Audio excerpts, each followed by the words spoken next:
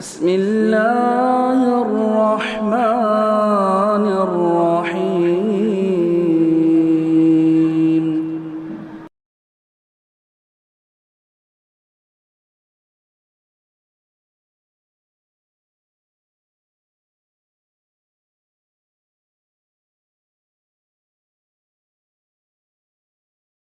السلام علیکم ورحمۃ اللہ وبرکاتہ۔ بسم اللہ الرحمن الرحیم، الحمد للہ والصلاة والسلام علی رسول اللہ، اما بعد۔ محترم بھائیو، آج سے ایک نئی کتاب شروع کی جا رہی ہے۔ اس کتاب کا نام ہے منہاج المسلم، جس کا اردو ترجمہ ہے اسلامی طرز زندگی، یعنی کیسے انسان ایک مسلمان اپنی زندگی کو گزارے، اس کا راستہ کیا ہے۔ منہاج المسلم کا مطلب ہے مسلمان کا راستہ، طریقہ۔ اس کے اندر شیخ نے کئی ایک ابواب ذکر کیے ہیں۔ پہلا باب توحید اور عقیدے سے تعلق رکھتا ہے، ایمانیات سے تعلق رکھتا ہے، لہذا یہاں پر پہلے باب کو ذکر نہیں کیا جا رہا ہے، دوسرے باب سے شروع کیا جا رہا ہے، جس کا عنوان ہے آداب اور حقوق۔ آداب اور حقوق، یہ دوسرا باب ہے۔ آداب کے اندر سب سے پہلے کئی ایک آداب یہاں پر ذکر کیے جا رہے ہیں، جیسے کہ میں سرسری طور پر آپ کے سامنے یہاں پر ذکر کرتا چلوں۔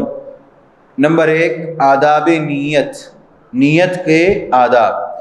نمبر 2، آداب الہی، اللہ تعالیٰ ہمارا معبود ہے، خالق ہے، اس کے آداب۔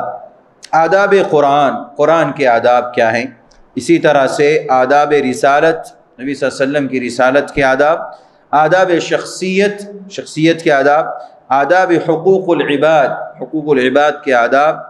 آداب دوستی و دشمنی، کسی سے دوستی کرنا ہے، دشمنی کرنا ہے تو اس کے کیا آداب ہیں، کیا آداب ہیں، وہ انشاءاللہ ذکر کیے جائیں گے آگے۔ اسی طرح سے آداب مجلس، مجلس میں بیٹھے تو اس کے کیا آداب ہیں۔ اسی طرح سے آداب طعام، کھانا کھانے کے آداب۔ آداب ضیافت، مہمان نوازی کے آداب۔ آداب سفر، سفر کے آداب۔ آداب لباس، لباس کے آداب۔ اور آداب خصال فطرت، انسان کی جو فطرت ہے اس کی کیا کیا خصوصیات ہیں، ان خصال کے کچھ آداب ذکر کیے جائیں گے۔ اسی طرح سے آخری آداب میں سے آداب نیند، یعنی سونے اور جاگنے، یہ نیند کے کیا آداب ہیں، وہ انشاءاللہ یہاں پر ذکر کیے جائیں گے۔ تو یہ دوسرے باب میں سب سے پہلا جو ادب ذکر کیا جا رہا ہے، پہلی فصل، آداب نیت، نیت کے آداب۔ انسان کوئی بھی کام کرے، اچھا یا برا، اس کے پیچھے اس کی نیت ہوتی ہے۔ تو اچھے اور برے کام کے لیے جو نیت اچھی یا بری ہوتی ہے، اس کے کچھ آداب ہیں جو آج کے درس میں انشاءاللہ ذکر کیے جائیں گے اور ذکر کیے جا رہے ہیں۔ شیخ لکھتے ہیں، مسلمان کی نظر میں نیت کا معاملہ دینی و دنیاوی امور میں انتہائی اہمیت رکھتا ہے، اس میں کوئی شک نہیں۔ انسان کی نیت کا دخل انسان کے دنیاوی امور میں بھی اور دینی امور میں بھی، دینی کام میں بھی اور دنیاوی کام میں بھی انتہائی اہمیت رکھتی ہے۔ انسان کی نیت اچھی ہے تو اس کا پھل اور ثمرہ آپ کو دینی اور دنیاوی دونوں اعتبار سے نظر آئے گا، اور اگر انسان کی نیت صحیح نہیں ہے تو اس کی صورت میں انسان کے اوپر اس کا اثر، اس کا برا اثر دنیاوی اعتبار سے اور دینی اعتبار سے انسان کی لائف پر نظر آئے گا۔ اس لیے سب اعمال اسی بنیاد پر، یعنی کہ نیت ہی کی بنیاد پر انحصار اور منحصر ہوتے ہیں۔ اسی کے اعتبار سے سارے کے سارے اعمال درست اور غلط اور ثابت اور غیر ثابت ہوتے ہیں۔ نیت ہی کی بنیاد پر انسان کے اعمال صحیح اور انسان کے اعمال درست ہو سکتے ہیں، اور انسان کی نیت ہی کی بنیاد پر اعمال غلط اور غیر صحیح ہو سکتے ہیں۔ لہذا ہر عمل کے لیے نیت اور اس کی درستگی کا ہونا ضروری ہے۔ ہر عمل کرنے سے کے پیچھے انسان کی نیت کار فرما ہوتی ہے، اس لیے نیت کا ہونا ضروری ہے۔ بغیر نیت کا کوئی بھی عمل اللہ کی بارگاہ میں نیک عمل قبول نہیں ہے۔ اولاً سب سے پہلے دلیل کے طور پر شیخ نے اللہ تعالیٰ کے فرمان سے اس کو ثابت کرنے کی کوشش کی ہے کہ کیسے نیت ضروری ہے ہر عمل کے اندر۔ تو اللہ تعالیٰ نے سورۃ البینہ کے آیت نمبر 5 میں فرمایا وَمَا أُمِرُوا إِلَّا لِيَعْبُدُوا اللَّهَ مُخْلِصِينَ لَهُ الدِّينَ۔ اللہ نے کہا کہ پہلے کے لوگوں کو بھی حکم دیا گیا تھا کہ وہ اللہ کی عبادت کرے مخلصین لہ الدین، دین کو اس کے لیے خالص کرتے ہوئے، یعنی اخلاص کے ساتھ۔ اخلاص کے ساتھ عبادت کرنے کا مطلب یہ ہے کہ اللہ کے لیے نیت کو خالص کرتے ہوئے وہ لوگ عبادت کریں۔ تو یہ پہلی امتوں اور پہلی قوموں کو بھی اس بات کا حکم دیا گیا تھا کہ نیت کی بنیاد پر تمہارے اعمال اللہ کی بارگاہ میں قبول اور اللہ کی بارگاہ میں رد کیے جائیں گے۔ جیسی نیت ہوگی اسی طرح سے انسان کے اعمال قبول اور رد ہوں گے۔ اسی طرح سے ایک اور مقام پر سورہ زمر میں آیت نمبر 11 میں اللہ تعالیٰ کہتا ہے قُلْ إِنِّي أُمِرْتُ أَنْ أَعْبُدَ اللَّهَ مُخْلِصًا لَهُ الدِّينَ۔ اللہ کہتا ہے اے نبی صلی اللہ علیہ وسلم آپ کہہ دیجئے مجھے حکم ہوا ہے کہ ان اعبد اللہ، میں اللہ کی عبادت کروں، مخلصا لہ الدین، دین کو اس کے لیے خالص کرتے ہوئے، یعنی دین کو صرف اللہ کے لیے کروں، اخلاص کے ساتھ کروں۔ تو اخلاص سے کرنے کا مطلب یہی ہے کہ نیت خالص ہونی چاہیے۔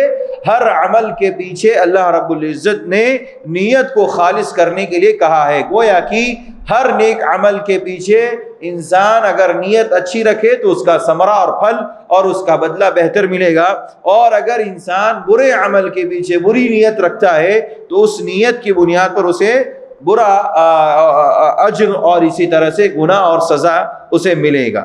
اسی طرح سے نبی صلی اللہ علیہ وسلم کی احادیث سے بھی اس بات کی تائید ہوتی ہے اور اس بات کو ثابت کیا جاتا ہے کہ نیت ہر عمل کے اندر ضروری ہے۔ اور سب سے پہلے یہ بات یاد رکھیں کہ نیت کا مطلب ہے ارادہ کرنا۔ نیت کا مطلب دل میں ارادہ کرنا، زبان سے بولنا یا زبان سے الفاظ کی ادائیگی کرنا یہ شرعاً جائز نہیں ہے، یہ غیر شرعی عمل ہے۔ نیت دل کے ارادے کا نام ہے۔ دل میں جو ہم ارادہ کرتے، مثال کے طور پر ہم ابھی مغرب کی نماز پڑھنے آنا چاہ رہے تھے تو ہم نے یہ نہیں کہا کہ میں جا رہا ہوں 3 رکعت مغرب کی نماز پڑھنے کے لیے قاری صاحب کے پیچھے جماعت کے ساتھ، اور آگے قبلہ اور نیچے چٹائی اوپر پنکھا، یہ سب نیت کرنے کی ضرورت نہیں ہے۔ ہم نے دل میں یہ ٹھان لیا، مان لیا کہ ہمیں مغرب کی نماز پڑھنے جانا ہے۔ دل میں ارادہ کر لینا یہ نیت کہلاتا ہے۔ دل میں جو چیز ہم سوچتے ہیں اس اچھے اور برے کام کے لیے وہ نیت ہے۔ تو نیت دل کے ارادے کا نام ہے، نہ کہ زبان سے ادا کرنے کے کلمات کو نیت کہتے ہیں۔ نبی صلی اللہ علیہ وسلم نے بھی ہر عمل کے پیچھے نیت کو ضروری قرار دیا۔ چنانچہ صحیح بخاری کی روایت ہے اور صحیح مسلم کی۔ صحیح بخاری میں تو آپ کو یہ پہلے نمبر کی حدیث ملے گی، یعنی 1 نمبر پر اللہ کے نبی صلی اللہ علیہ وسلم کی اس حدیث کو ذکر کیا ہے امام بخاری نے کتاب الوحی کے اندر۔ اللہ کے نبی فرماتے ہیں انما الاعمال بالنیات، بہت مشہور و معروف حدیث ہے کہ تمام اعمال کا دار و مدار نیتوں پر ہیں۔ تمام اعمال کا دار و مدار کس پر ہے؟ نیتوں پر، یعنی انسان کوئی بھی عمل کرے۔ اب یہاں اعمال مطلق بتائے گئے، اب اعمال اچھے بھی ہو سکتے ہیں اور اعمال برے بھی ہو سکتے ہیں۔ اگر اچھے اعمال ہیں تو اس کے پیچھے بھی نیت ضروری ہے، اور اگر انسان برا عمل کر رہا ہے تو اس کے پیچھے بھی اس کی کوئی نہ کوئی نیت ہے۔ مثال کے طور پر جیسے میں نے ابھی مثال دی، ہم نے ابھی مغرب کی نماز کا ارادہ کیا، نیت کی، ابھی عشاء پڑھنے کے لیے ہم نے ارادہ کرنا ہے، نیت کرنا ہے، تو اچھے کام کے لیے ہم ارادہ کر رہے ہیں۔ مجلس میں بیٹھنے کا ایک خاص ارادہ اور نیت ہے کہ اس کی بنیاد پر اللہ تبارک و تعالی ہمیں بہت سی چیزیں، بہت سے ثواب عطا کرتا ہے۔ پہلی بات تو یہ کہ ذکر کی مجلس میں بیٹھنے سے اللہ تبارک و تعالیٰ کے فرشتے ہمیں اپنی رحمتیں اپنے پروں کے نیچے ڈھانک لیتے ہیں۔ اسی طرح سے اللہ کی رحمتیں اور سکینتیں ایسی مجلسوں میں نازل ہوتی ہیں جن مجلسوں میں اللہ رب العزت کا ذکر ہوتا ہے۔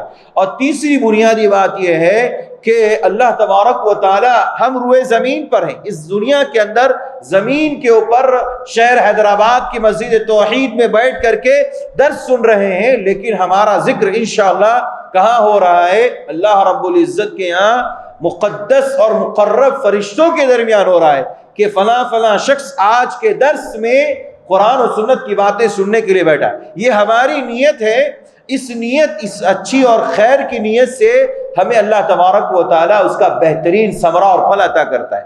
اسی طرح سے اگر انسان بری نیت کرتا ہے، بری نیت کا مطلب یعنی کہ کسی کو مارنے کی نیت کرے، چوری کرنے کی نیت کرے، شراب پینے کی نیت کرے، نشہ آور چیز کا استعمال کرنے کی نیت کرے، اور نیت کرے کہ میں بدکاری کروں گا، نیت کرے کہ میں شرک کروں گا، فلاں کی جو ہے قبر پر جا کر کے چادر چڑھاؤں گا، فلاں کے نام پر میں نذر و نیاز پیش کروں گا، جس طرح کی بھی انسان نیت کرتا ہے اس نیت کی بنیاد پر اسے اس کا ثمرہ اور پھل ملتا ہے۔ اچھی نیت کا اچھا ثمرہ اور بری نیت کا اس کو برا ثمرہ اور سزا اور گناہ ملے گا۔ تو اللہ کے نبی نے اعمال میں عموم رکھا ہے کہ تمام اعمال کے پیچھے نیتوں کا بڑا دخل ہوتا ہے۔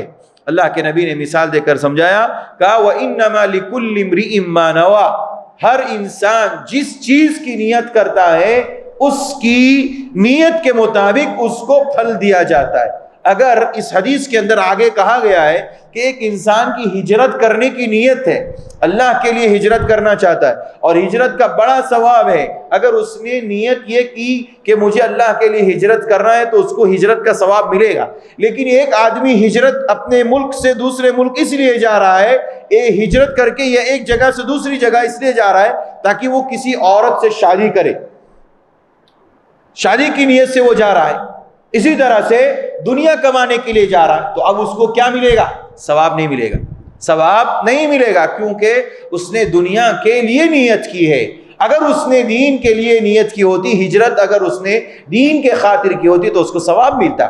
تو نیت کا انسان کی زندگی میں اور انسان کے اچھے اور برے اعمال میں بہت ہی گہرا تعلق ہے، بغیر نیت کے کوئی بھی عمل اللہ کی بارگاہ میں قبول نہیں ہوتے۔ اسی طرح سے ایک اور حدیث صحیح مسلم اور صحیح بخاری کی روایت ہے، اللہ کے نبی صلی اللہ علیہ وسلم فرماتے ہیں ان اللہ لا ينظر الى صورکم واموالکم، اللہ تعالیٰ تمہارے چہروں کو اور تمہاری خوبصورتی کو نہیں دیکھتا، تمہارے اموال اور مالوں کو نہیں دیکھتا کہ تمہارے پاس کتنا مال ہے، تمہاری خوبصورت صورت ہے یا بدصورت صورت ہے، تم رنگ میں گورے ہو کہ رنگ میں کالے ہو، تم ہائٹ میں بڑے ہو یا چھوٹے ہو، موٹے ہو یا پتلے ہو، اللہ تمہاری صورتوں کو نہیں دیکھتا، تمہاری پرسنالٹی کو نہیں دیکھتا، اللہ دیکھتا کس چیز کو ہے؟ وَإِنَّمَا يَنظُرُ إِلَىٰ قُلُوبِكُمْ وَأَعْمَالِكُمْ، اللہ تبارک و تعالیٰ تمہارے دلوں کو دیکھتا ہے۔ اور نیت کس چیز کا نام ہے؟ دل کے ارادے کا نام۔ اور نیت دل کا جو مقام ہے، اللہ نے نیت کا مقام دل رکھا ہے، گویا کہ نیت یہ محل ہے، اس کا محل قلب ہے، دل ہے، زبان نہیں ہے۔ زبان سے ہم نیت نہیں کر سکتے بلکہ دل سے ہمیں نیت کرنی ہے، اور دل یہ مقام اور محور ہے نیت کا۔ اسی لیے اللہ تعالیٰ نے، نبی صلی اللہ علیہ وسلم نے فرمایا، اللہ تعالیٰ انسان کے دلوں کو دیکھتا ہے اور انسان کے اعمال کو دیکھتا ہے۔ اب کچھ لوگ کہہ سکتے ہیں بھائی میری تو نیت اچھی ہے، میں نیچے جو ٹخنے کے نیچے پائجامہ رکھتا ہوں، پتلون رکھتا ہوں، پینٹ رکھتا ہوں، میری نیت اچھی ہے، میں گھمنڈ اور تکبر کے لیے نہیں رکھ رہا ہوں، تو اس کو کیا کہیں گے آپ؟ اللہ تعالیٰ، اور اللہ تعالیٰ نے اسی لیے کہا، نبی صلی اللہ علیہ وسلم نے کیا کہا کہ انسان یہ سوچتا ہے کہ صرف اللہ تعالیٰ دل کو دیکھتا ہے، لیکن اس حدیث کے اندر کا اعمال کو بھی دیکھتا ہے۔ آپ کا عمل کیا ہے؟ آپ کا عمل ظاہر کرے گا کہ آپ کی اچھی نیت ہے کہ بری نیت ہے۔ اس بات کو سمجھنے کے لیے اور سمجھانے کے لیے یہ حدیث یہاں پر پیش کی گئی ہے کہ نبی اکرم صلی اللہ علیہ وسلم نے فرمایا کہ انسان کا دل بھی اللہ دیکھتا ہے اور ساتھ ہی ساتھ انسان کا عمل بھی دیکھتا ہے۔ ایک انسان اس نیت سے پینٹ کو نیچے رکھے کہ میں گھمنڈ نہیں کر رہا ہوں تو اس کا رکھنا جائز ہے؟ نہیں جائز ہے، کیونکہ اسلام کا حکم ہے کہ پینٹ کو ٹخنے کے نیچے رکھنا یہ تکبر کی علامت ہے۔ اب اس کے پیچھے آپ کی اچھی نیت ہو یا بری نیت ہو، اس سے کوئی فرق نہیں پڑتا۔ ایک آدمی کسی قبر کے آس پاس گھوم رہا ہے، قبرستان میں ہے، اور کہتا ہے میری نیت یہاں پر صرف چکر لگانے کی ہے، یہاں طواف کرنے کے لیے ہے، تو اس کی نیت کے مطابق اس کو کہا جائے گا تمہارا عمل صحیح ہے؟ نہیں کہا جا سکتا، غلط ہے، غلط ہے بھائی۔ طواف کرنا صرف مسجد حرام میں خانہ کعبہ کا طواف ثابت ہے، کسی اور چیز کا تو نہیں۔ اس لیے نیت کی بنیاد پر انسان کے عمل اچھے اور برے لکھے جاتے ہیں۔ اگر اچھی نیت ہے تو اس کو ثواب، اور بری نیت ہے تو اس کو عقاب یعنی کہ سزا ملے گی۔ تو نبی صلی اللہ علیہ وسلم نے فرمایا کہ صرف انسان یہ نہ سوچے کہ اللہ تعالیٰ دل ہی دیکھتا ہے، دل کے ساتھ انسان کے اعمال کو بھی دیکھتا ہے۔ ایک انسان داڑھی نہیں رکھ رہا ہے، داڑھی نہیں رکھ رہا ہے، جبکہ یہ بعض لوگ کہتے ہیں سنت ہے، یہ سنت نہیں، فرض ہے، فرض۔ اللہ کے نبی صلی اللہ علیہ وسلم کی حدیث کی روشنی میں داڑھی رکھنا فرض ہے، اور فرض کفایہ نہیں ہے کہ چند لوگ رکھ لیں گے تو کافی ہو جائے گا، یہ فرض عین ہے، ہر فرد کے اوپر فرض ہے، ہر ایک انسان کے اوپر فرض ہے۔ اگر کوئی آدمی یہ نیت کر کے داڑھی رکھنا تو فرض نہیں ہے، سنت ہے، اور میری نیت تو خالص ہے نا بھائی، میں تو مسلمان ہوں، اللہ کے نبی کی سنت پر عمل کرنے والا ہوں، میری نیت خالص، تو اس کی نیت کے مطابق اس کو اجر ملے گا یا سزا ملے گی، گناہ ملے گا؟ گناہ ملے گا۔ اس کی نیت گرچہ خالص ہے، وہ مسلمان گرچہ صحیح ہے، لیکن اس کو ثواب نہیں ملے۔ اسی طرح میرے بھائی، اگر کوئی آدمی ارادہ کرتا ہے کہ میں ایک غریب انسان کو صدقہ کروں، مال دوں، اب اس مال کے پیچھے اس کا ایک مال خالص ہے، اس کا اپنا کمایا ہوا ہے، وہ دے رہا ہے، اس کے پیچھے اس کی نیت ہے میں یہ دے رہا ہوں، مجھے اس کے بدلے میں اللہ کے ہاں دنیا میں بھی اجر ملے اور آخرت میں بھی ملے، اچھی بات ہے، نیت کرنا کوئی بری بات نہیں۔ لیکن ایک آدمی کے پاس سود کا پیسہ ہے، سود کا پیسہ ہے، انٹرسٹ کا پیسہ ہے، بیاج کا پیسہ ہے، اب وہ کیا کرے گا؟ وہ کہے میری نیت خالص ہے، میرا کوئی ارادہ نہیں اس میں ثواب کا، میں غریب کو دے رہا ہوں، نہیں دے سکتے، نہیں دے سکتے۔ کیوں؟ اس لیے کہ وہ آپ کا اولاً تو پیسہ ہے نہیں، دوسری بات یہ ہے کہ آپ حرام کام کرنے لے رہے ہیں تو گنہگار ہو گئے، پھر آپ کسی کو دیں گے تو گنہگار ہوں گے، کسی کو گواہ بنائیں گے تو گنہگار ہوں گے، جہاں سے نکال کے لائے اس کو شاہد اور گواہ بنایا، وہاں لکھا پڑی ہوئی اس کو آپ نے گنہگار بنایا۔ الغرض کہنے کا مقصد یہ ہے نیت کی بنیاد پر انسان کے اچھے اور برے اعمال لکھے جاتے ہیں، اور اس کے مطابق اس کو اجر و ثواب یا گناہ اسے دیا جاتا ہے یا سزا دی جاتی ہے۔ تو یہ کوئی نہ سمجھے کہ میرا دل خالص ہے، اس لیے غامدی صاحب کا عقیدہ بتا دوں میں آپ کو، ہے نا، لوگ سنتے نا، مرزا محمد علی اور غامدی، جاوید غامدی پاکستان کے جناب عالی کہتے ہیں میری نیت خالص ہے، داڑھی رکھنا تو صوفیوں کی علامت۔ میں نے کیوں مثال دی آپ کو؟ وہ جناب کہتے ہیں لوگوں کی ذہن سازی کرتے، کاؤنسلنگ، لوگوں کی ذہن سازی کیسے کرتے ہیں؟ یہ دیکھو، یہ داڑھی ہے نا، یہ تو صوفیوں کی علامت ہے، یہ کرتا پیجامہ پہننا، ڈھکنے کے اوپر رکھنا، یہ تو صوفیوں کی علامت ہے، اسلام تو آسان ہے۔ اسلام کیا ہے؟ آسان ہے۔ نعوذ باللہ، اس کو کہتے ہیں مارے گھٹنا پھوٹے سر، مارے گھٹنا اور پھوٹے سر۔ جناب نے اسلام کو، دین کو سمجھا ہی نہیں، اور دین کی تبلیغ کرنے کے لیے نکل گئے، عقیدے کو سمجھا ہی نہیں، احادیث کو سمجھا ہی نہیں، تبلیغ کر رہے احادیث کی، قرآن و سنت کی، اور معاملہ بالکل مختلف ہے۔ اللہ کے نبی کہتے ہیں آپ کے دل کو بھی دیکھا جائے گا، اور اللہ کی نظر آپ کے دلوں پر بھی ہے، اور ساتھ ہی ساتھ آپ کے اعمال پہ بھی ہے، آپ ظاہراً کیا کر رہے ہیں۔ اسی لیے تو اللہ نے قرآن مجید میں سبحان اللہ صحابہ کی مثال بیان فرمائی، سورہ فتح کی 29 آخری آیت میں کہا محمد الرسول اللہ، محمد صلی اللہ علیہ وسلم اللہ کے رسول ہے، والذین معه اشداء علی الکفار رحماء بینہم تراہم رکعا سجدا یبتغون فضلا من اللہ ورضوانا سیماہم فی وجوہہم من اثر السجود۔ پیارے نبی صلی اللہ علیہ وسلم کے صحابہ کے بارے میں اللہ کے نبی اللہ تعالیٰ کہتا ہے کہ آپ صحابہ کو سجدہ کرتے ہوئے، رکوع کرتے ہوئے دیکھیں گے، اور اللہ کہتا ہے سیماہم فی وجوہہم، اور ان کے سجدے کرنے کی نشانیاں، ان کے رکوع کرنے کی نشانیاں، اور ان کی عبادات کی نشانیاں ان کے چہرے پہ نظر آئیں گی، خوبصورتی کی شکل میں، چمک کی شکل میں۔ اور اگر اللہ تبارک و تعالیٰ کو یہ سب چیزیں منظور نہ ہوتا، اللہ انسان کے اعمال نہ دیکھتا، تو صحابہ کی یہ مثال کیوں ذکر کرتا؟ سمجھ میں آ رہی میری بات میرے بھائیوں؟ جی، تو اللہ تبارک و تعالیٰ انسان کے دل کو بھی اور انسان کے اعمال کو بھی، دونوں چیزوں کو دیکھتا ہے۔ اور غامدی صاحب کا کہنا کہ اللہ تعالیٰ نے انسان کے دل کو دیکھنے کی بات کی ہے، اور انسان ظاہراً کچھ بھی کرے، اور یہ داڑھی رکھنا، ٹوپی پہننا، کرتا پائجامہ پہننا، ٹخنے کے اوپر رکھنا، یہ صوفیوں کا علامت کا کام ہے؟ نہیں میرے بھائیوں، یہ ہمارے نبی کی سنت ہے، اور یہ گمراہ شخص ہے، یاد رکھیے یہ گمراہ شخص ہے۔ چند لوگوں کا نام میں اکثر و بیشتر اس لیے لیتا ہوں، یہ ان لوگوں سے متنبہ کرنے کے لیے، گمراہ لوگ ہیں۔ اسی طرح سے ایک اور حدیث ہے صحیح مسلم کی، اللہ کے نبی صلی اللہ علیہ وسلم نے فرمایا من ہم بحسنۃ ولم يعملها كتبت له حسنۃ، کسی آدمی نے نیکی کو ٹھان لیا، ہمہ مانے ارادہ کرنا، نیکی کرنے کا ارادہ کر، پکا ارادہ کر لیا میں آج جو ہے کسی کو کھانا کھلاؤں گا، پکا ارادہ کر لیا آج میں کسی کے ساتھ بھلائی کا کام کروں گا، راستے سے اگر کوئی چیز تکلیف دے اس کو ہٹا دوں گا، پکا ارادہ کر لیا، نیت کر لی اس نے۔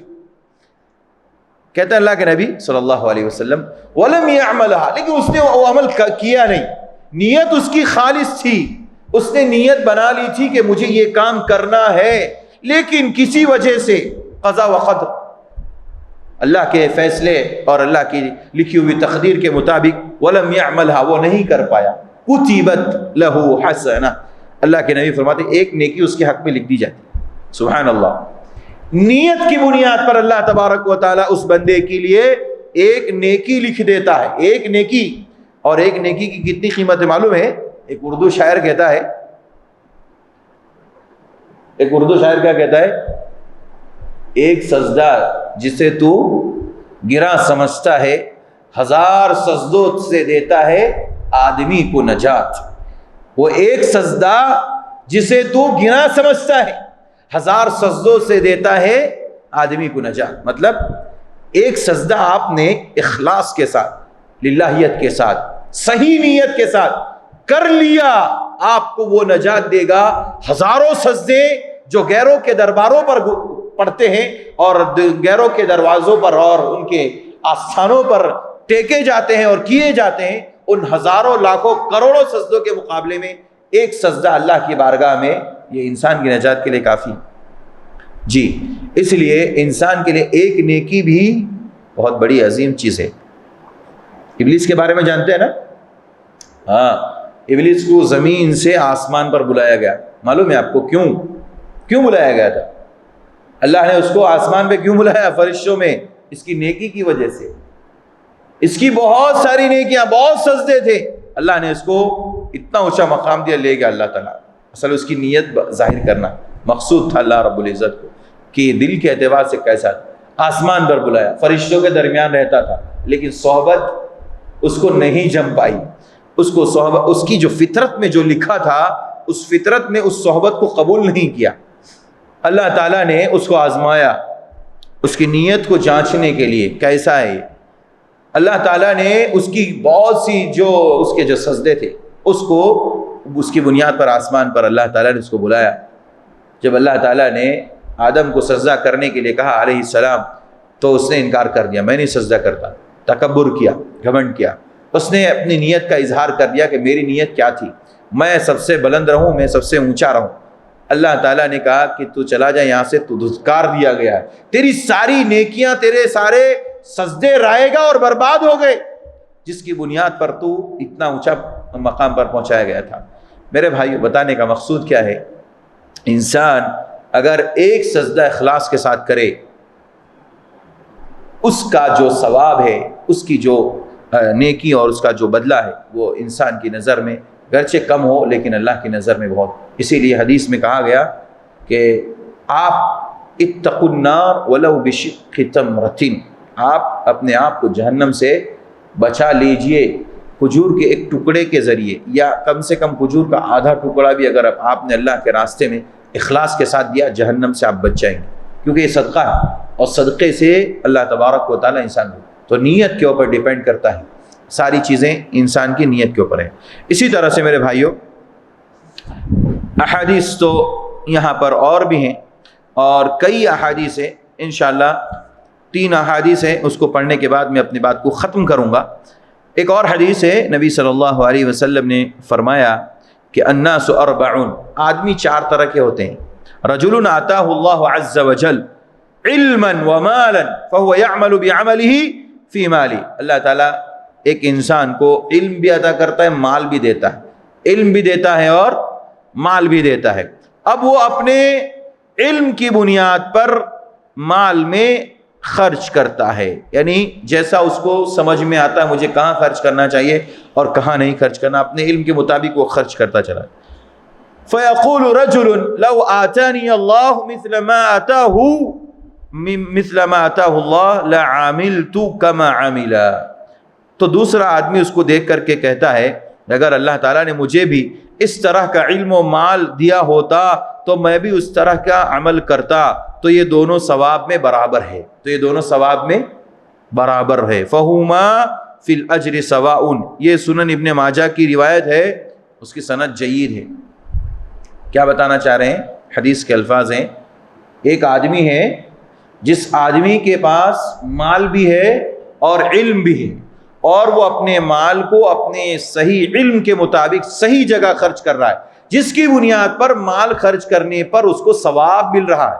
تو دوسرا آدمی اس کو دیکھ کر کے خواہش ظاہر کرتا ہے، دل تمنا کرتا ہے، نیت کرتا ہے کہ کاش جس طرح اللہ نے اس بندے کو مال دیا ہے اور علم دیا ہے ایسے مجھے بھی مل جائے تو میں بھی اس طرح سے کام کروں گا، میں بھی اللہ کے راستے میں خرچ کروں گا، میں بھی مسجدیں بناؤں گا، میں بھی مدارس تعمیر کروں گا، میں بھی دینی مراکز میں پیسہ اور مال خرچ کروں گا۔ اگر وہ یہ ارادہ کرتا ہے صرف، تو اللہ کے نبی فرماتے فَهُمَا فِي الْأَجْرِ سَوَاءٌ، دونوں اجر میں برابر ہے۔ اللہ اکبر۔ جبکہ دوسرے آدمی نے نہ تو خرچ کیا ہے، نہ اس کے پاس مال ہے، نہ تو اس کے پاس علم ہے، نہ مال ہے نہ علم ہے، نہ اس نے خرچ کیا، صرف اس نے اس بات کی تمنا کی اور ارادہ ظاہر کیا کہ میرے پاس اگر وہ مال جیسا اس کے پاس ہے اور اس کے پاس جو علم ہے اس کے مطابق اگر میرے پاس بھی ہو تو میں وہ ساری چیزیں اللہ کے راستے میں خرچ کروں گا، اللہ تعالیٰ اس کی اس نیت اور اس ارادے کی وجہ سے اس کو اتنا ہی ثواب دیتا ہے جتنا اس کو دیتا ہے۔ کیا مطلب؟ کیا معلوم ہوا؟ ایک آدمی ہے، اللہ نے اس کو کروڑ پتی بنا رکھا، ہو سکتا ہے ضروری نہیں ہر کسی کو اللہ تعالیٰ کروڑ پتی، میں کروڑ پتی اس لیے بولتا ہوں کیونکہ ہمارے سماج میں کروڑ پتی کو زیادہ اہمیت دی جائے، ایسا نہیں ہے کہ لاکھ پتی کو اہمیت نہیں دی جاتی، 1000 پتی کو نہیں دیتے، ہے نا، لاکھ پتی کروڑ پتی۔ ایک مالدار آدمی، جنرل بات، ایک مالدار آدمی ہے، اس کے پاس مال ہے، اب وہ مال کو ہم جب بھی دیکھتے کہیں اعلان ہوا فوراً وہ آتا ہے اللہ کے راستے میں خرچ کر، مسجد بن رہی ہے فوراً پہنچ جا رہا۔ حضرت عثمان غنی رضی اللہ عنہ کی طرح اعلان ہوا سب سے پہلے حضرت عثمان ہاتھ اٹھائے، اللہ کے نبی نے کہا کون اس زمین کو اس حصے کو خریدے گا؟ مسجد نبی، حضرت عثمان سب سے پہلے۔ جب دیکھو تو حضرت، ارے عثمان ذرا دوسروں کو بھی موقع دو، دیکھا کہ کوئی نہیں، حضرت عثمان کھڑے ہوتے، ایسے لوگ۔ تو حضرت عثمان جیسا کہ اس کو اللہ نے مال دیا ہو اور ہر نیکی کے کام میں سب سے پہلا ہاتھ اٹھائے اور کھڑا ہو اور اللہ کے راستے میں خرچ کرے۔ ظاہر سی بات ہے ہر کسی کو اللہ تعالیٰ نے مال نہیں دیا ہوتا ہے، ہر ایک کی ایک جیسی پوزیشن نہیں ہوتی۔ کوئی ایسا آدمی ہے جو غریب ہے لیکن دل کے اعتبار سے بہت خالص ہے، تمنا ظاہر کرے کہ کاش اس طرح سے مجھے بھی اللہ تعالیٰ، حلال تمنا کرنا جائز، تمنا کرنا جائز ہے، اللہ تعالیٰ مجھے بھی دیتا تو میں بھی اس طرح سے اللہ کے راستے میں خرچ کرتا۔ اگر وہ آدمی اس کی نیت کرتا ہے سبحان اللہ اس کو اجر ملتا ہے۔ نبی کے حدیث کے مطابق اس بندے کو اس کا اجر دیا جاتا ہے جس کے پاس مال بھی نہیں ہے، علم بھی نہیں ہے اور اس نے خرچ بھی نہیں کیا، برابر، دونوں ثواب میں برابر ہے۔ سبحان اللہ۔ دوسرا آدمی، یہ 2 آدمی ہو گئے، 4 آدمی 4 طرح کے ہوتے نا، 2 لوگوں کی مثال۔ وَرَجُلٌ آتَاهُ اللَّهُ مَالًا وَلَمْ يُؤْتِهِ عِلْمًا فَهُوَ يُخْبِتُ فِي مَالِهِ، ایک ایسا آدمی جس کو اللہ نے مال دیا لیکن علم نہیں دیا، سمجھداری نہیں دی، تو وہ اپنے مال کو غلط جگہوں پر استعمال کرتا ہے، یا یہ کہ اپنے مال میں ہی بھٹک رہا ہوتا ہے، اپنے مال میں ہی بس اس کو مال سمجھ میں آ رہا، کہاں خرچ کرنا، کس کا حق میرے مال میں ہے کس کا نہیں ہے، اس کو کچھ بھی نہیں پتا۔ فيقول رجل لو أتاني الله مثل ما أتاه عملت كما يعمل فهما فی الوزر سواء. نبی صلی اللہ علیہ وسلم نے فرمایا کہ دوسرا آدمی تمنا کرتا ہے کہ کاش میرے پاس بھی اس کی طرح مال ہوتا تو میں بھی یہ جیسا عمل کر رہا ہے میں بھی کروں گا. تو نبی صلی اللہ علیہ وسلم نے فرمایا گناہ میں دونوں برابر ہیں. اللہ اکبر. گناہ میں دونوں. دیکھیے اس نے تو مال رکھ کر کے اللہ کے راستے میں خرچ نہ کر کے کنجوسی اور بخیلی کر کے اپنے آپ کو گنہگار بنایا, اپنے آپ کو گنہگار بنایا. اور دوسرا آدمی گنہگار کیوں بن رہا ہے؟ اس نے اس کی طرح سے ناجائز چیز کی تمنا اور نیت کی, اور نیت کرنے کی وجہ سے, غلط نیت کی وجہ سے اللہ تعالیٰ اس کو بھی گناہ میں برابر کا شریک کرے. اللہ اکبر. اس لیے اچھی چیز کی نیت کریں گے, خیر کی نیت کریں گے. اسی طرح سے ایک اور حدیث ذکر کی ہے شیخ نے, وہ یہ نیت ہی کی بنیاد پر انسان کو کیا ثواب ملتا ہے, کیا پھل اور ثمرہ ملتا ہے. بہت اچھی حدیث ہے. غزوہ تبوک کے موقع پر نبی اکرم صلی اللہ علیہ وسلم نے فرمایا, تبوک کا ایک معرکہ پیش آیا ہے نا مسلمان اور کافروں کے درمیان.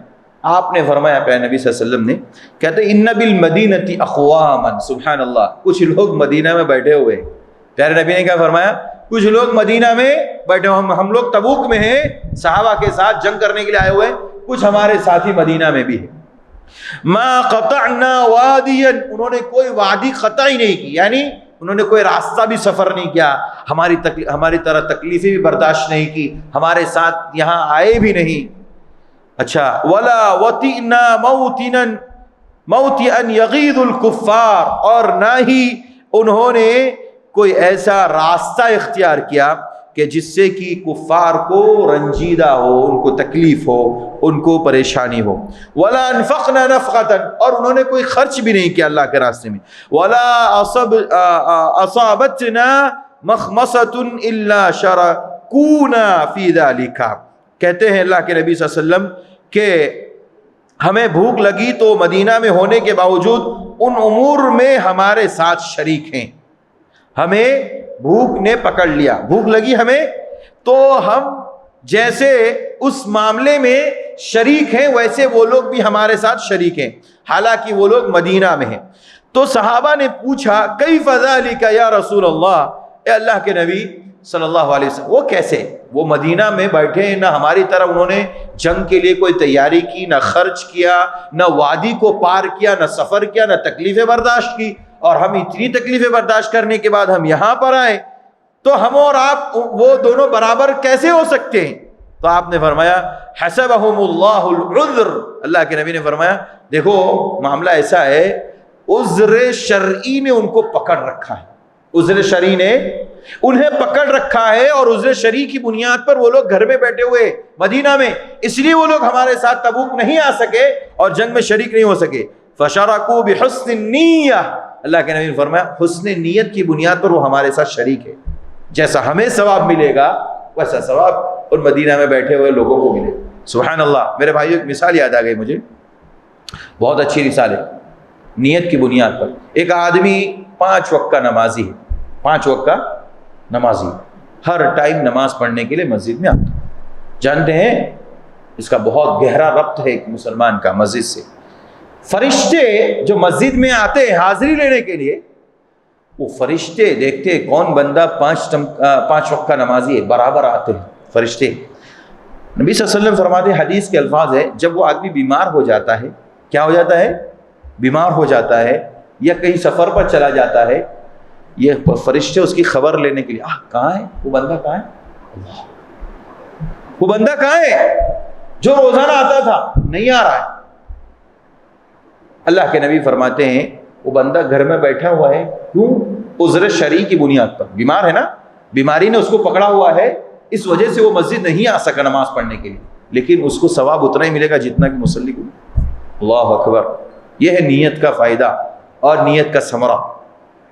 ایک آدمی سفر پر ہے, لیکن سفر کی بنیاد پر وہ مسجد نہیں آ سکا, اس کو اتنا ہی ثواب ملے گا جتنا کہ یہاں آنے کی بنیاد پر اس کو ملتا تھا. تو میرے بھائیوں, نیت کا انسان کی زندگی میں اور اعمال میں بہت دخل ہے.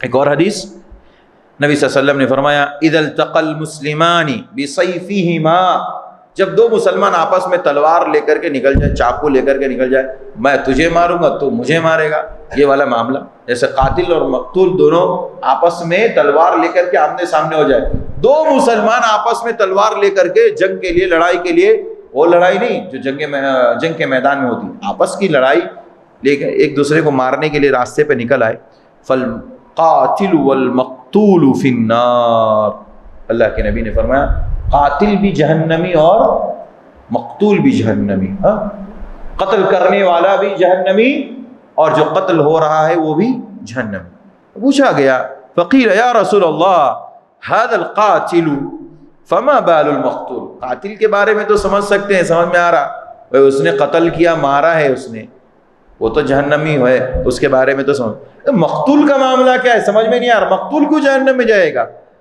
فقال، آپ نے فرمایا، دیکھیں نیت کا دخل کتنا ہے انسان کے اعمال میں، لِأَنَّهُ أَرَادَ قَتْلُ صَاحِبِهِ، لِأَنَّهُ أَرَادَ قَتْلُ صَاحِبِهِ، قتل صاحبه، اس لیے کہ اس نے بھی اپنے دوست کو، اپنے بھائی کو مارنے کا پورا ارادہ کر لیا، یا تو وہ مرتا یا تو یہ مرتا، کوئی بھی ایک مر سکتا دونوں میں، تو اللہ کے نبی نے فرمایا مارنے کا ارادہ اس نے بھی کیا تھا لیکن وہ غالب آ گیا، اس کا وار اس کو پہلے لگا، یہ مر گیا اور یہ مقتول ہو گیا، وہ قاتل بن گیا۔ نبی صلی اللہ علیہ وسلم نے فرمایا اس کی نیت اور ارادے کی وجہ سے اس کو بھی جہنم رسید کیا جائے گا۔ دیکھیں حدیث کے الفاظ کے مطابق ایک مسلمان کو گالی دینا فسق ہے، گناہ ہے، وَسِبَابُ الْمُسْلِمِ فُسُوقٌ وَقِتَالُهُ كُفْرٌ، وَقِتَالُهُ کفر، کسی مسلمان کو قتل کرنا، اس کے ساتھ جنگ کرنا، لڑائی کرنا بلا عذر شرعی کے، بغیر کسی عذر کے، کفر ہے، کفر۔ تو آپ کو سمجھ میں آ رہا ہے قاتل اور مقتول جہنم میں کیوں جائیں گے؟ جی وہ مسلمان ہیں، مسلمان ہونے کے باوجود دونوں جہنم میں کیوں جا رہے ہیں؟ کیونکہ انہوں نے آپس میں ایک دوسرے سے جنگ کر لی اور وہ عذر شرعی نہیں ہے۔ دیکھیں ایک انسان ہے جس کی زمین کسی نے ہڑپ کر رکھی ہے، اس زمین کو لینے کے واسطے اگر وہ لڑتا ہوا مر گیا تو وہ شہید ہے، عزت کو بچانے کے لیے لڑتا ہوا مر گیا، شہید ہے۔ جی یہ سنن نبی داؤد کی صحیح روایت ہے۔ ان تمام کی بنیاد پر جس میں اللہ کے نبی نے کہا ہے اپنے گھر والوں کی عزت کو باقی رکھنے کے لیے لڑتا ہوا مر گیا، شہید ہے، لیکن نہ زمین ہے، نہ عزت ہے، نہ گھر والوں کی عزت ہے، کوئی بھی مسئلہ نہیں ہے، بس تو میں ہوئی، اس نے ادھر سے نکالا، اس نے ادھر سے نکالا، دونوں مسلمان تھے، ایک دوسرے کو اس نے مارا، قتل کر دیا، ایک قاتل بن گیا، ایک مقتول بن گیا، دونوں جہنمی، دونوں جہنمی۔ کیوں؟ سباب المسلم فسوق وقتالہ کفر، مسلمان کو قتال، مسلمان کے ساتھ جنگ کرنا، لڑائی کرنا، یہ کفر ہے، کفر ہے، کفری عمل کر کے وہ مرا ہے، اس لیے وہ جہنم میں جا رہا، قاتل بھی اور مقتول بھی۔ اس لیے اللہ کے نبی نے کہا نیت کی بنیاد پر اسے جہنم میں ڈالا جائے گا۔ آخری بات اور آخری حدیث نیت ہی کے تعلق سے ہے۔ نبی صلی اللہ علیہ وسلم نے فرمایا من تزوج بصداق، اور بہت اہمیت رکھتی ہے آج کے اس دور کے حساب سے حدیث، لا ينوي اداءه فهو زان ومن ادان دینا وهو لا ينوي قضاءه فهو سارق۔ مسند احمد کی روایت ہے، اللہ کے نبی نے فرمایا کوئی آدمی کسی عورت سے شادی کرتا ہے، کوئی آدمی کسی عورت سے شادی کرتا ہے اور نکاح کرتا ہے، شادی کرتا ہے، اس کی شادی میں جو بچی کو، لڑکی کو جو مہر دینا ہے وہ مہر مقرر کر دیتا ہے، 5 لاکھ روپے تمہاری مہر، 5 لاکھ روپیہ، 1 روپیہ تمہاری مہر، لیکن لا ینوی اداءہ، اس کی نیت دینے کی ہے ہی نہیں، اس کی نیت دینے کی نہیں ہے، لا ینوی، اس کی نیت نہیں ہے اداءہ کہ وہ مہر ادا کرے گا، فہو زان، وہ کیا ہے؟ وہ زانی آدمی ہے۔ اللہ اکبر، وہ آدمی کیا ہے؟ زانی ہے۔ جو آدمی کسی عورت سے شادی کرے اور شادی کر کے مہر کے متعین کر دے اور دینے کا ارادہ نہ ہو، لکھا دیا 50,000، لکھا دیا 1 لاکھ روپیہ، لکھا دیا 10 تولہ سونا، اس کے بعد جب دینے کی بات، میں نے تو خالی ایسے لکھا دیا تھا، نیت ویت نہیں کی تھی، اور اگر اس کے بعد وہ اپنی بیوی سے جمع اور ہم بستری کرتا ہے تو وہ جمع اور ہم بستری نے وہ زنا ہے، وہ زنا. نبی صلی اللہ علیہ وسلم وہ زانی، وہ کیا ہے؟ زانی آدمی ہے. اور ومن ادان دینا، اگر کسی نے کسی سے قرض لیا، کسی نے کسی سے قرض لیا، وہ لا ينوي قضاءه، اور اس نے نیت کی کہ میں لوٹانے والا نہیں ہوں، قرض لے لیا اور نیت لوٹانے کی نہیں تھی، فهو سارق، وہ چور ہے. ہاں نبی صلی اللہ علیہ وسلم نے کیا فرمایا؟ فهو سارق، وہ چور ہے، چور، چوری کرنے والا انسان ہے. اور اسی کو ہم لوگ اپنی زبان میں کہتے ہیں ڈاکو ہے. یہ چور نہیں، یہ ڈاکو ہے. جو چور تو چوری کرتا ہے، چپکے سے چوری کرتا ہے. یہ بھی ایک چپکے سے چوری کرنے والی بات ہوئی کہ بھائی آپ کو غفلت میں رکھا، میں آپ سے قرض لے رہا ہوں اور میری نیت یہ ہے کہ میں آپ کو قرض نہیں دینے والا، آپ کو قرض دینے والا نہیں ہوں. اگر میری یہ نیت ہے قرض واپس نہیں کرنے کی تو اللہ کے نبی نے فرمایا ایسا آدمی چور ہے، چور، چوری کرنے والا آدمی. اور مہر متعین کر دی جائے اور ادا کرنے کی طاقت نہ ہو اور نہ دے سکے تو وہ زانی آدمی ہے. اس لیے میرے بھائیوں، آج ہمارے سماج میں شہر حیدرآباد کے اندر اتنے مسائل ہے مہر کو لے کر کے کہ بس اللہ کی پناہ. یہ نیت کے تعلق سے چند باتیں تھیں. اللہ تعالیٰ سے میں دعا کرتا ہوں اللہ تعالیٰ ہم سب کو اپنی نیتوں کو خالص کرنے کی توفیق عطا فرمائے اور قرآن و سنت کے مطابق زندگی گزارنے کی توفیق عطا فرمائے. جب تک اس دنیا میں زندہ رکھے ایمان پر زندہ رکھے، اور جب خاتمہ ہو ایمان پر ہو. وآخر دعوانا الحمد للہ رب العالمین. السلام علیکم ورحمۃ اللہ وبرکاتہ.